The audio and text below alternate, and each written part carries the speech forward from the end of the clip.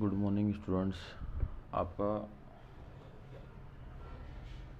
हम ऊंचाई और दूरी त्रिकोणमितीय अनुपातों की सहायता से ज्ञात कर रहे हैं, जिसमें हमें उन्नयन कोण और अवनमन कोण की सहायता से हमने सारा काम किया है। अब इसमें आपका क्वेश्चन काफ़ी कर चुके हैं हम, और क्वेश्चन नंबर 4 है। एक 10 मीटर ऊंची मीनार शिखर से पृथ्वी पर एक बिंदु का अवनमन कोण 30 है। यानी शिखर से मीनार का जो शीर्ष है उससे पृथ्वी पर एक बिंदु लिया है जिसमें अवनमन कोण 30 डिग्री बनाया। तो बिंदु की मीनार के आधार से दूरी ज्ञात करो। जैसे आपकी ये होगी मीनार, हमने मान लिया ये मीनार है, तो आपकी ए बी मीनार होगी, ए और बी मीनार है। ये इसकी लंबाई है 10 मीटर।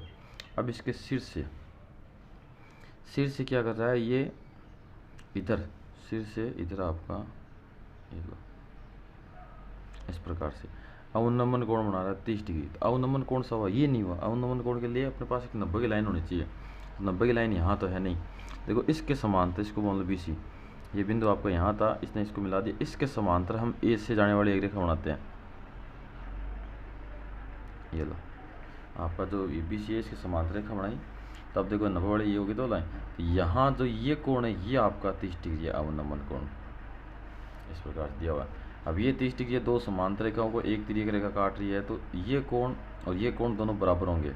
क्यों? एकांतर कोण है, इसलिए ऐसा होगा।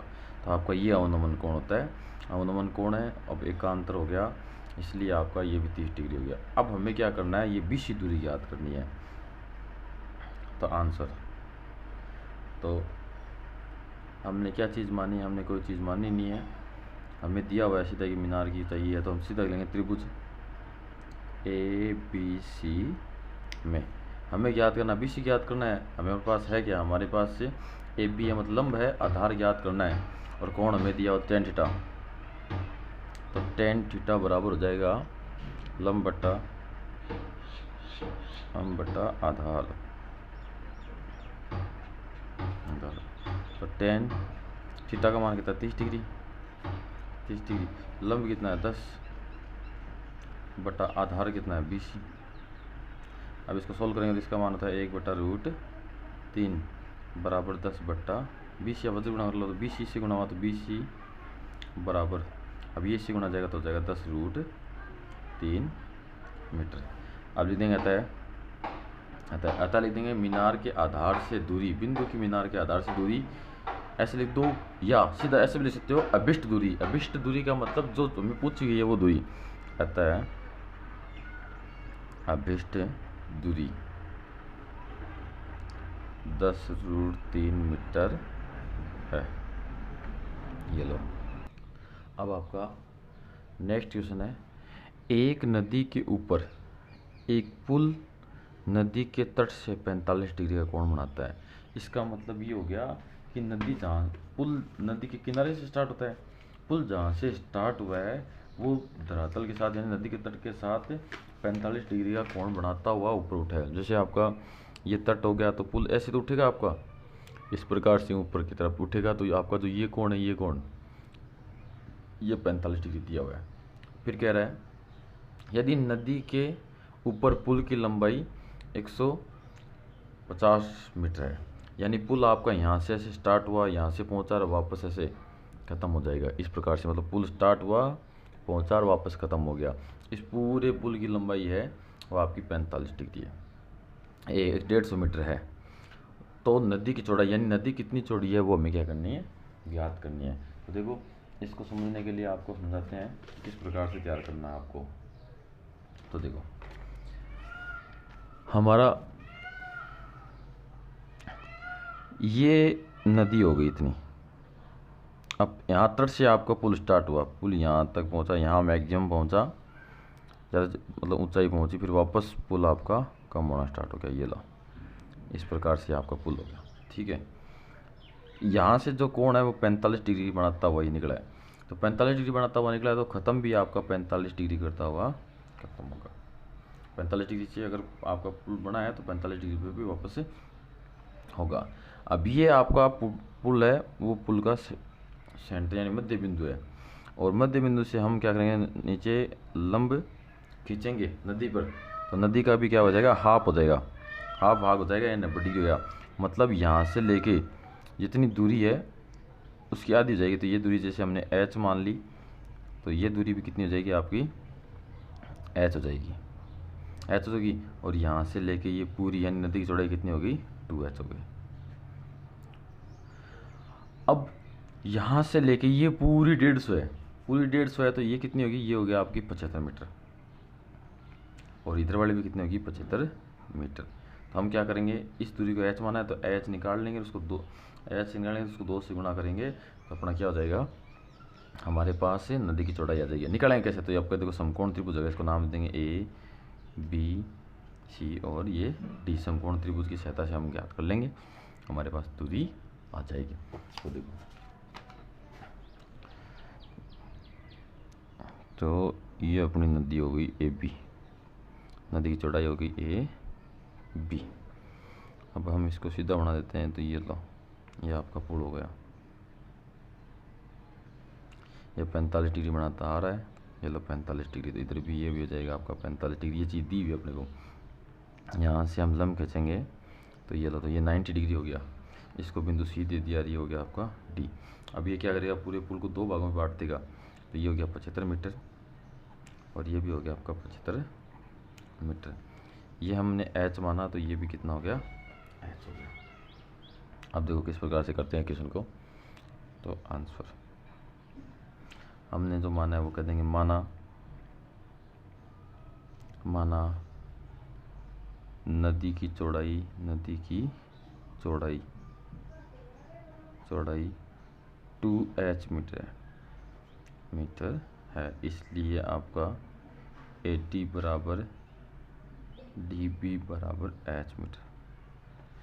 ठीक है, अब चलो त्रिभुज ADC में अपने पास कोण है, कोण के साथ वाले दोनों भुजाएं हैं, तो कोण के साथ वाले दोनों भुजाएं, एक होती है आधार और एक होता है कर्ण। आधार और कर्ण का संबंध होता है कोस में, तो कोस थीटा ले, कोस थीटा बराबर होता है आधार बटा कर्ण।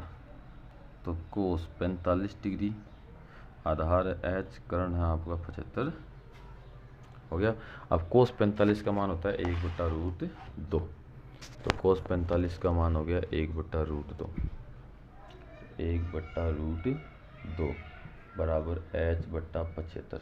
हम इसको गुणा कर दो, तो ये इधर आ जाएगा, 75 इधर आ जाएगा, उधर h रहा, तो h बराबर हो गया 75/√2 मीटर। ये तो h का मान है, हमें 2h का चाहिए, तो 2h बराबर 2 गुणा 75/√2। तो इस 2 को हम लिख सकते हैं √2 गुणा √2 गुणा 75/√2। अब इस √2 से √2 कट गया, तो 2h बराबर आ गया 75/√2 मीटर। अब क्या कहेंगे, अतः अभिष्ट दूरी। अभिष्ट दूरी का मतलब पूछ गया वो, अभिष्ट दूरी, अथवा लिख देता हूँ, अथवा नदी की चौड़ाई,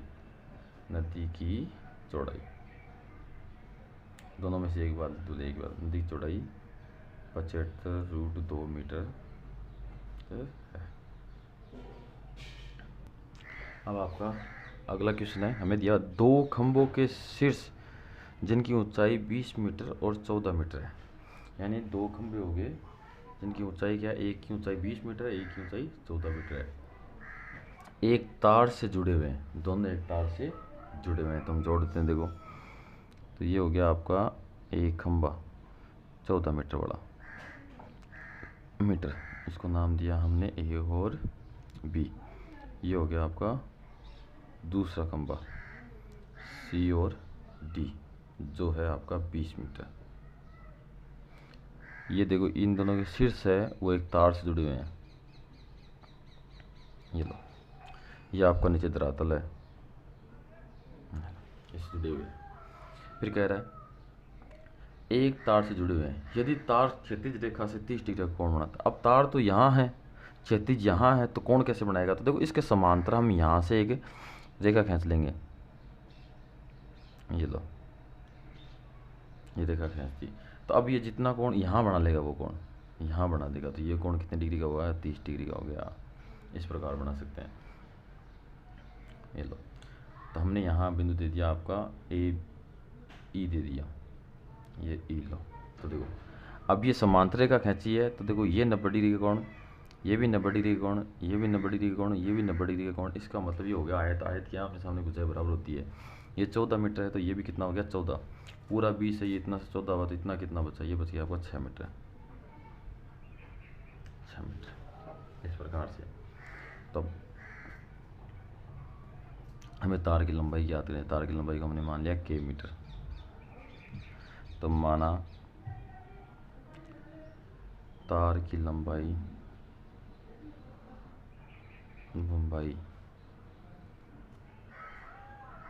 AC बराबर के मीटर है, के मीटर, ये हमने मान लिया।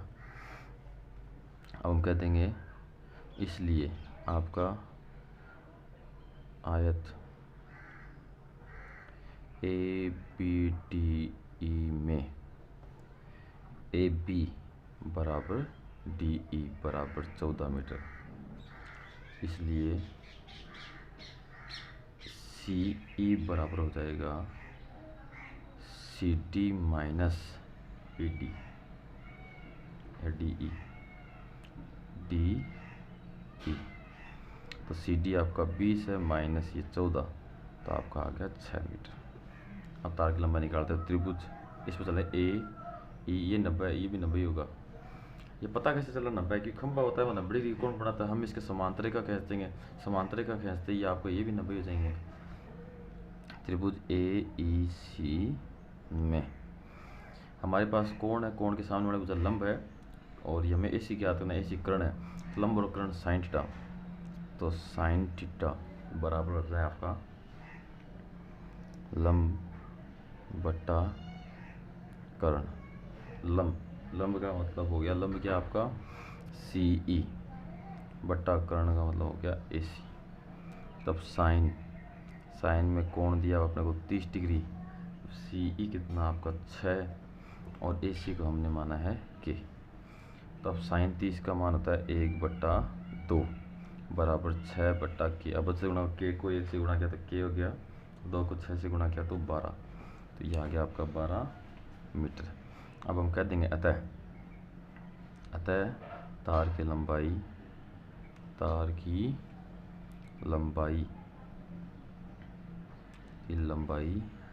12 मीटर है, 12 मीटर